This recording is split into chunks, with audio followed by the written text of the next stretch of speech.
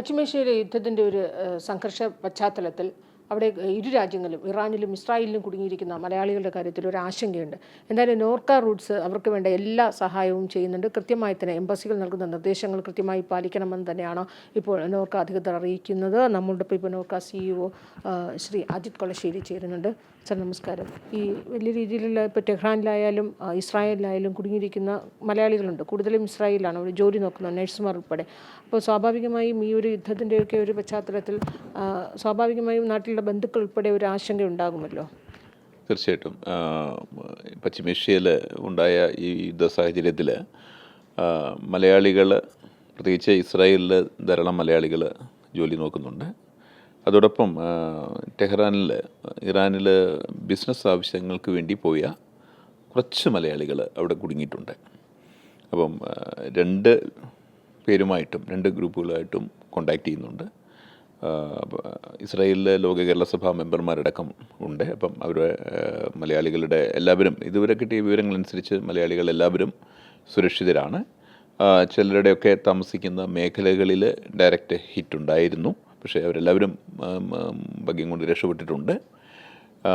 അപ്പം എല്ലാവരോടും ഞങ്ങൾ പറഞ്ഞിരിക്കുന്നത് അവിടുത്തെ ടെലവീവിലാണെങ്കിലും ടെഹ്റാനിലാണെങ്കിലും ഇന്ത്യൻ എംബസിയുടെ ഹെൽപ്പ് ലൈൻ നമ്പേഴ്സ് ഉണ്ട്. ട്വിറ്ററിലൂടെ ഇൻഫർമേഷൻ കിട്ടുന്നുണ്ട്. അപ്പം എംബസിയുമായിട്ട് കോണ്ടാക്റ്റ് ചെയ്യുക. അതോടൊപ്പം തന്നെ ആവശ്യമുള്ള നോർക്കയുടെ ഹെൽപ്പ് ലൈൻ നമ്പേഴ്സ് ഇപ്പോൾ ഉണ്ട്. അത് ആ നമ്പറിൽ ആവശ്യമുള്ള പക്ഷം അറിയിക്കുക. അവർ ആവശ്യമുള്ള സഹായങ്ങൾ എംബസിയുമായിട്ട് ചേർന്ന് കോർഡിനേറ്റ് ചെയ്ത് സപ്പോർട്ട് ചെയ്യുന്ന കാര്യത്തിൽ നോർക്ക പരിശ്രമിക്കും. ഇപ്പോൾ ഈ ഇസ്രായേലിലാണെങ്കിൽ ഏറ്റവും കൂടുതൽ നഴ്സുമാരാണ്, പിന്നെ അതോടൊപ്പം തന്നെ ഈ കെയർ ഗിവിങ് മേഖലയിൽ ജോലി ചെയ്യുന്നവരൊക്കെ ഉണ്ട്. അപ്പോൾ അവർക്ക് ഏതൊക്കെ രീതിയിലാണ് സർ അവർ, കാരണം അവർ അത്രയും മുഴുവൻ സ്ഥലങ്ങളിൽ ഓടി നടന്ന് ജോലി ചെയ്യുന്ന ആൾക്കാരാകുമല്ലോ. അല്ല, അത് കെയർ ഗിവേഴ്സാണ് കൂടുതലായിട്ട് ജോലി ചെയ്യുന്നത്.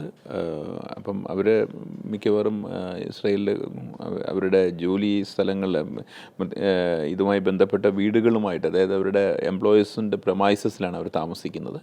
അപ്പം അവരോട് മിക്കവാറും ഇസ്രായേലിലെ ഈ പറയുന്ന ടെലവീവിലും ജെറുസലേമിലൊക്കെ റെസിഡൻഷ്യൽ കോംപ്ലക്സിൽ തന്നെ ഇതുപോലുള്ള ബങ്കേഴ്സ്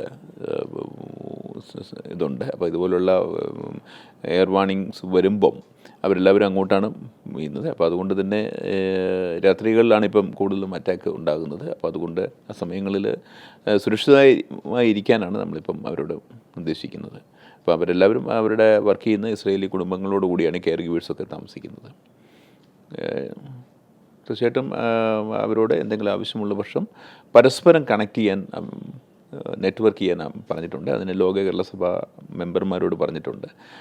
എല്ലാ ഗ്രൂപ്പുകളുമായിട്ടും എപ്പോഴും കോണ്ടാക്ട് ചെയ്തിരിക്കുവാനാണ് പറഞ്ഞിരിക്കുന്നത്. അവിടെ പൊതുവെ നഴ്സുമാരുടെ എണ്ണം കുറവാണ്. മലയാളി നഴ്സുമാർ ഇസ്രായേൽ എങ്ങനെയാണ് സാർ, അതിൻ്റെ ഒരു കണക്കുണ്ടോ?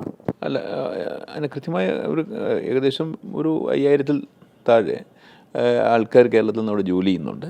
അതിൽ ബഹുഭൂരിപക്ഷം പേരും കെയർ ഹോമുകൾ കെയർ ഗിവേഴ്സായിട്ടാണ് ജോലി ചെയ്യുന്നത്. നഴ്സസിനേക്കാൾ കൂടുതൽ കെയർ ഗിവേഴ്സാണ്. ഈ പൊതുവെ ഇറാനിലെ മലയാളികളുടെയൊക്കെ എണ്ണം കുറവായിരിക്കുമല്ലോ, അതും കൃത്യമായി നോർക്കയുമായി ബന്ധപ്പെടുന്നുണ്ടോ? ഒരു ഇറാനിൽ ബിസിനസ് ആവശ്യങ്ങൾക്ക് പോയിരിക്കുന്ന മലയാളികളേ ഉള്ളൂ.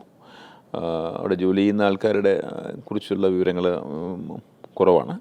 അപ്പോൾ അതുകൊണ്ട് തന്നെ അതിലൊരു ഗ്രൂപ്പ് നോർക്കയുമായിട്ട് ഈ കോൺഫ്ലിക്റ്റ് തുടങ്ങിയ ദിവസം തന്നെ കോണ്ടാക്ട് ചെയ്തിരുന്നു. അവരുടെ ടെഹ്റാനിലൊരു ഹോട്ടലിലാണ് അവർ താമസിക്കുന്നത്. അപ്പോൾ അവർക്ക് അവിടുന്ന് മൂവ് ചെയ്യാൻ അവരുടെ മൊബിലിറ്റി ഇപ്പം റെസ്ട്രെയിൻ ചെയ്യപ്പെട്ടിരിക്കുകയാണ് എന്നാണ് അവർ പറഞ്ഞത്.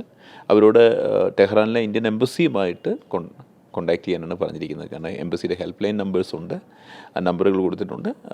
സേഫായിട്ട് അവിടെ അവരെവിടെ താമസിക്കുന്നു അവിടെ സുരക്ഷിതമായിട്ടിരിക്കാനാണ് പറഞ്ഞിരിക്കുന്നത്.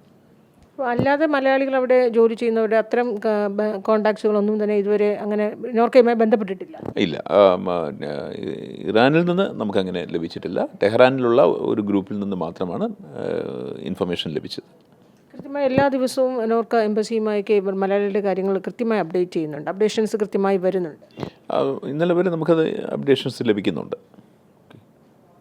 അതുതന്നെയാണ് തീർച്ചയായും ഓരോ എംബസികളും കൃത്യമായി നൽകുന്ന നിർദ്ദേശങ്ങൾ അതേപടി തന്നെ പാലിക്കുക, ആശങ്കപ്പെടേണ്ട സാഹചര്യം ഒന്നുമില്ല എന്ന് തന്നെയാണ് നൂർക്ക അധികൃതർ വ്യക്തമാക്കുന്നത്. സൽകുമാറിനൊപ്പം അൻഫിൽ ഡിസൂസ.